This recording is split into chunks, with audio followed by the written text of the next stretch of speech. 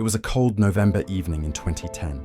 In the quiet city of Markham, Ontario, Canada, the Pan family's house stood still against the night sky, the kind of suburban home where nothing ever seemed out of the ordinary. Neighbors knew the Pans as a hard-working immigrant family, polite, private, and devoted to their daughter. To anyone looking from the outside, it looked like the perfect Canadian dream. But as the clock ticked toward 10 p.m. that night, something unthinkable was about to happen inside those walls. Something that would shake the entire country and haunt anyone who heard the story. Jennifer Pan, the daughter of Hoi Han and Bich Ha Pan, was at home that night. Her parents had already settled in after a long day. The family's life was strict but orderly. Han worked as a tool and die maker, while Bich had been employed at a car parts manufacturer. They had sacrificed nearly everything to build a better life in Canada, working hard so that Jennifer could have opportunities they never had. Education, discipline, success.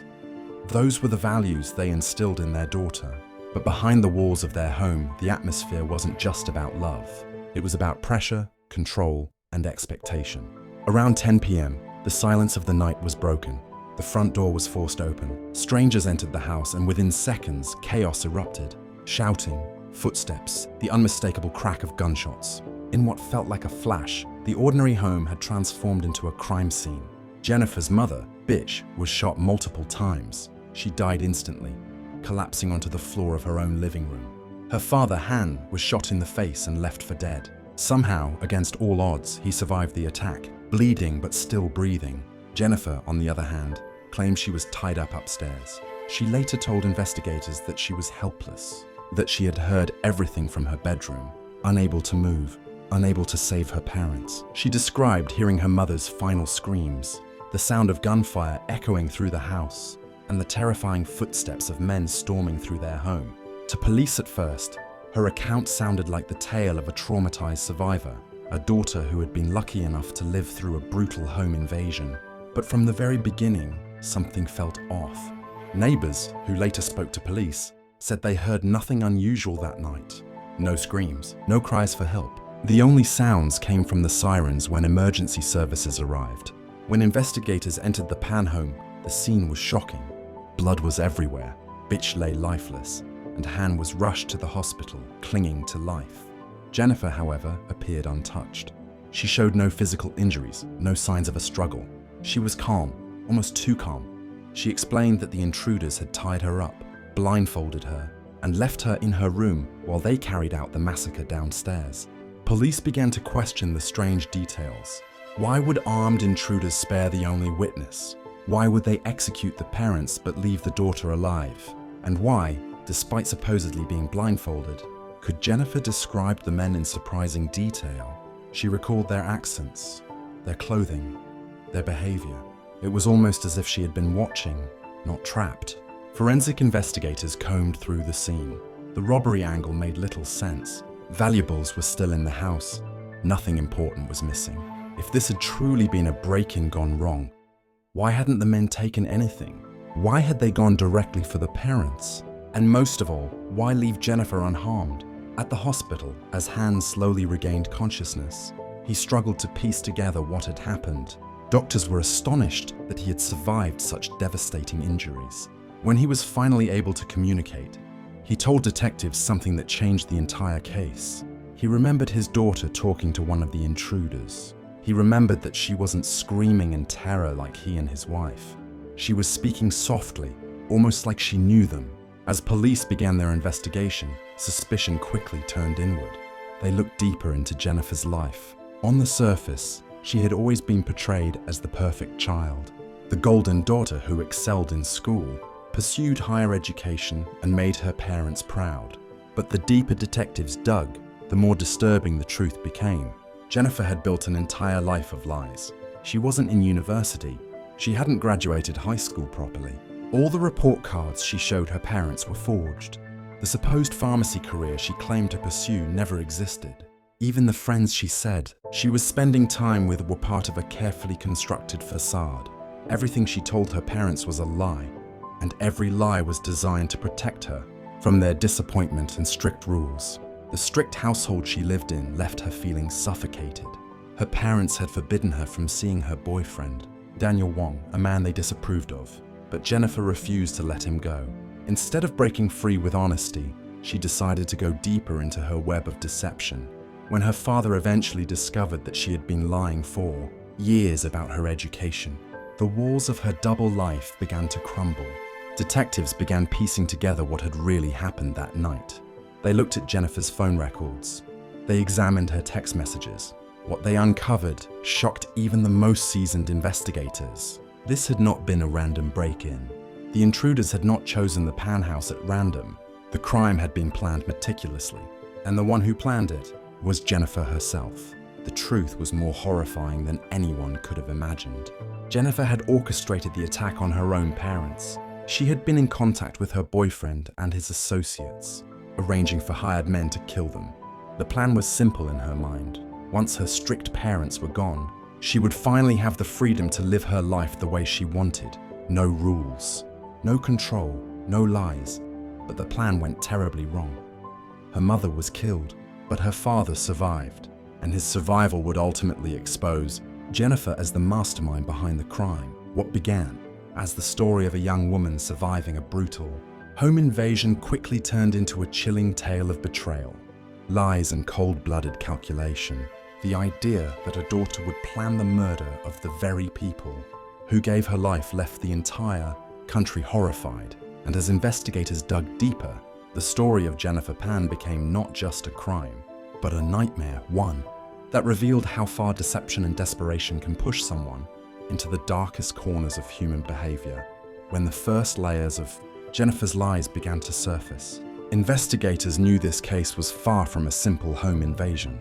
The image of the perfect daughter that she had, so carefully protected for years, started to crack, and behind it was a story darker than anyone could have predicted. Jennifer's life had always seemed like the immigrant success story, the child of hardworking parents who had given everything for her. Han and Bitch had worked long hours, sometimes multiple jobs, to build stability in a new country. They had strict expectations, yes, but those expectations came from sacrifice. They wanted their daughter to have the education they never had, to walk through doors that had always been closed to them. On the outside, Jennifer played the role flawlessly. She carried herself as the disciplined daughter who excelled in school, who was on track to become a pharmacist, who followed the rules. She smiled when she had to. She reassured her parents when they asked about her grades. She even produced fake report cards to show them her progress. To her parents, she was their pride, their proof that their sacrifices had been worth it. But behind closed doors, none of it was real. The truth was that Jennifer had failed high school. She never graduated the way her parents thought she had. Instead of admitting failure, she started a chain of deception that grew larger and more elaborate with every year.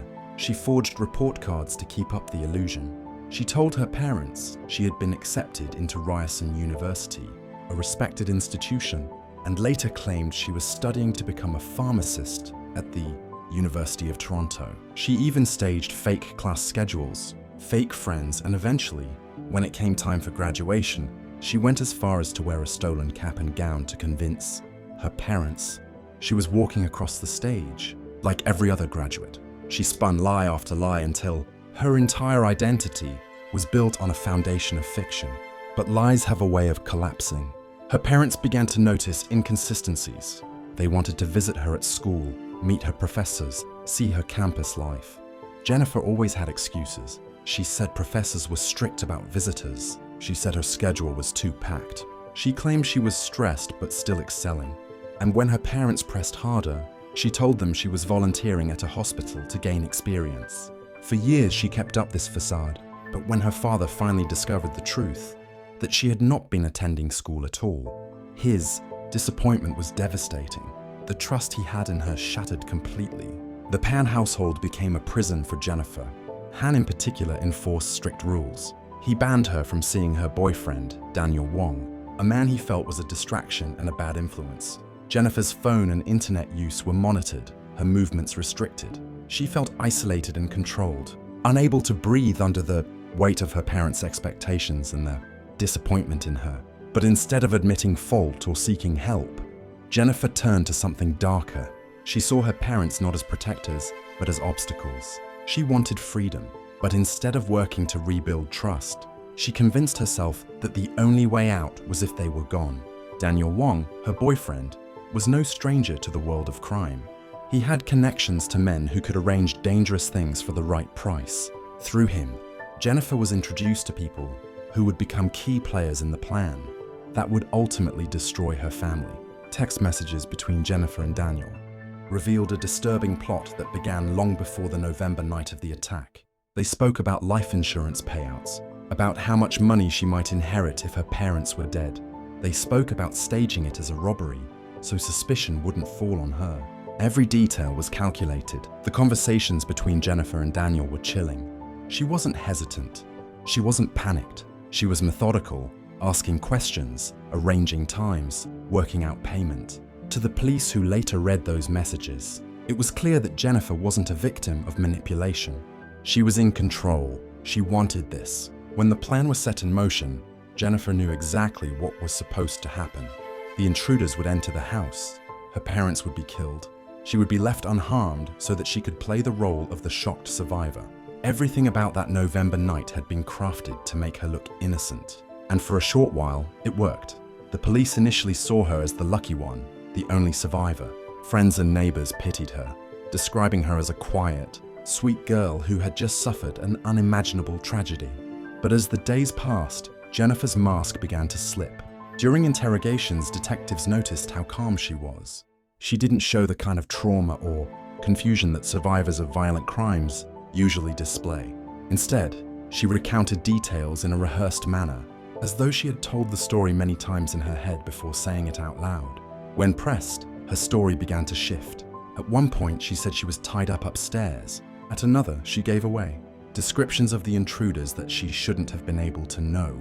The breakthrough came with her phone records. Detectives pulled her call history and text messages from the days leading up to the murder. What they found was undeniable. Constant communication with Daniel Wong, not only about their relationship but about the murder itself. They found messages exchanged on the very night of the killings, coordinating the attack. The so-called robbery was nothing more than a cover.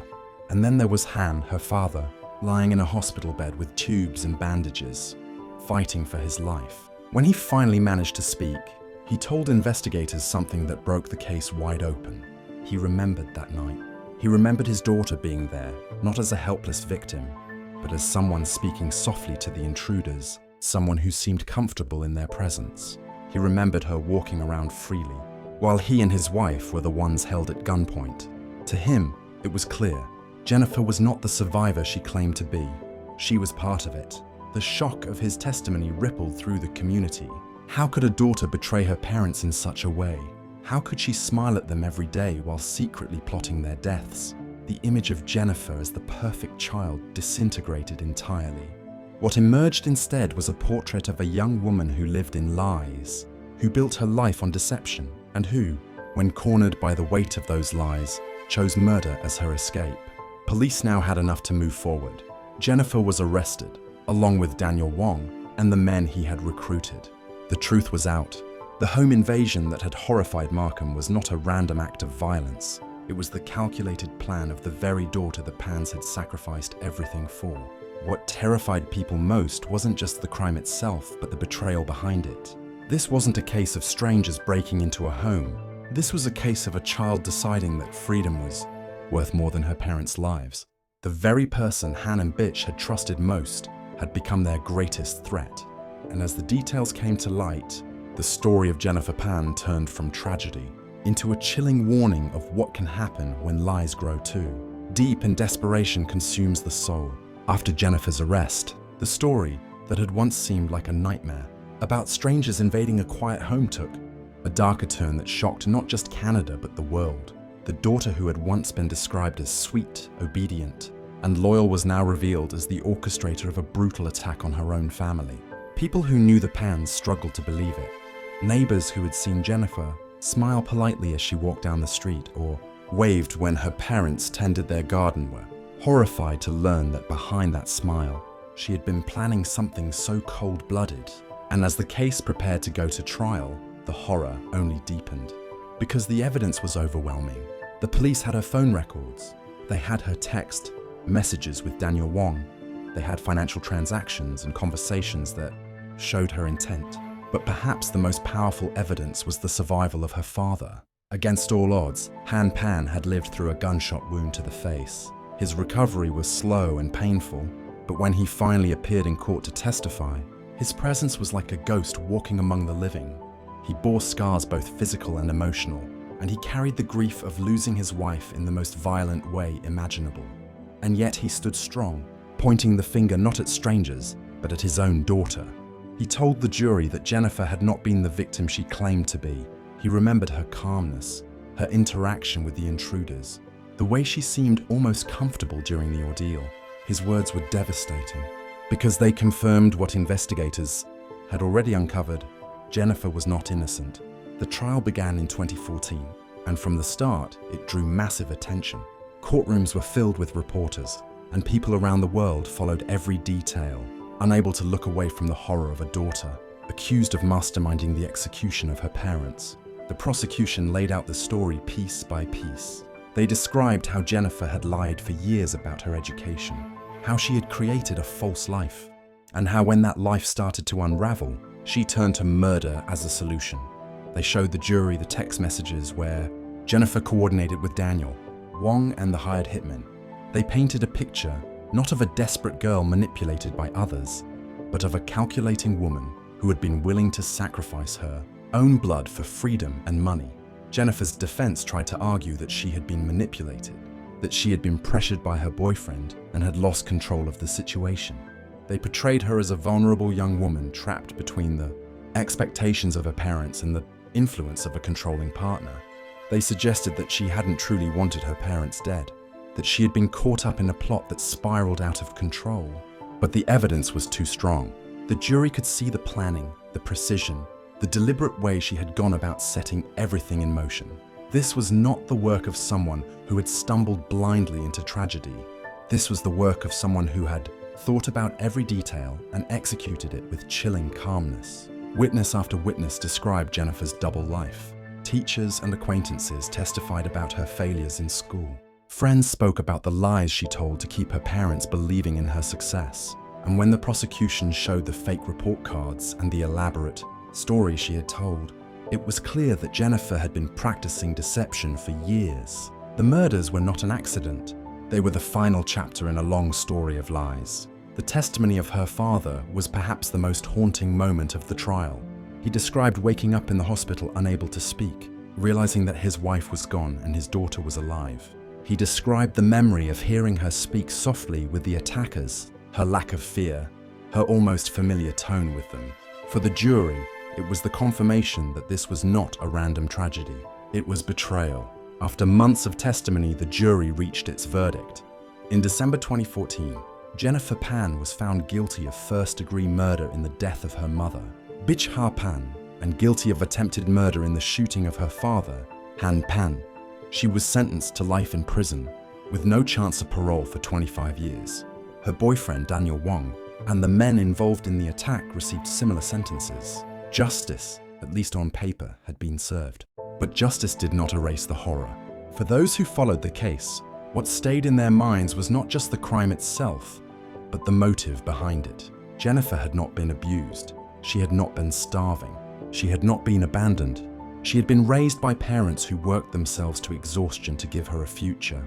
And instead of valuing that sacrifice, she decided that the only way to have freedom was to kill them. That was the part that haunted people most. It wasn't just murder. It was the ultimate betrayal of family, of trust, of love. In prison, Jennifer's life became the opposite of the freedom she had once sought. Stripped of her carefully crafted lies, she lived behind bars, serving a sentence that would likely see her spend the majority of her life locked away. For many, it was poetic justice. The woman who had tried to escape her parents' rules by plotting their deaths now lived under the strictest rules of all, with no control over her own life. The case of Jennifer Pan remains one of the most chilling true crime stories in Canadian history. It is retold in documentaries, news articles, and discussions because it touches on something deeply unsettling. We all understand the idea of strict parents. We all understand pressure, expectation, and the feeling of being trapped by someone else's rules. But what Jennifer did was take those feelings and turn them into something monstrous. She crossed a line that most people could never imagine crossing.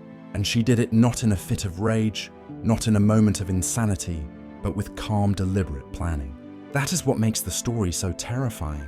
It forces us to ask how well we really know the people closest to us. Can a smile hide murderous intent? Can someone who seems gentle and obedient harbor the darkest of thoughts? For the Pan family, the answer was yes. The very person they trusted most, the person they loved unconditionally, became their executioner. In the end, what Jennifer did is not just the title of a documentary. It is a question that echoes in the minds of everyone who hears the story. What could drive a daughter to kill her parents? What could twist love and family into something so deadly? And how can anyone ever truly know what someone is capable of when lies can last for years? And when behind the mask of the perfect child lurks the heart of a killer?